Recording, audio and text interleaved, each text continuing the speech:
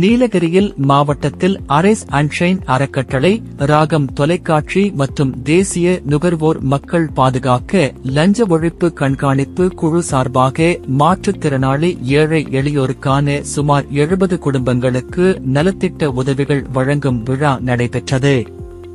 இவ்விழாவிற்கு திட்டக்குழு உறுப்பினரும் நகராட்சி உறுப்பினரும் திரு கே.ஏ. முஸ்தபா தலைமை ஏற்றார்.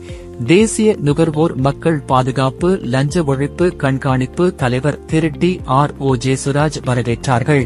லஞ்ச ஒழிப்பு துணைத் தலைவர் நில அளவை செட்டில்மெண்ட் ஆபிசர் திரு வி.கே. பிரபு அவர்களும் கலந்து கொண்டு சிறப்பு விருந்தினராக கலந்து கொண்டு திருமதி வித்யா சசிகுமார் அவர்களை பொன்னாடை அணிவித்து வரவேற்றார்கள் மற்றும் துணைத் தலைவர் ஜெயபிரகாஷ் அழகர் மலை அவர்கள் அனைவரையும் வரவேற்றார்கள். இந்நிகழ்வில் 70 குடும்பங்களுக்கு பல்வேறு உணவுப் பொருட்கள் வழங்கப்பட்டது.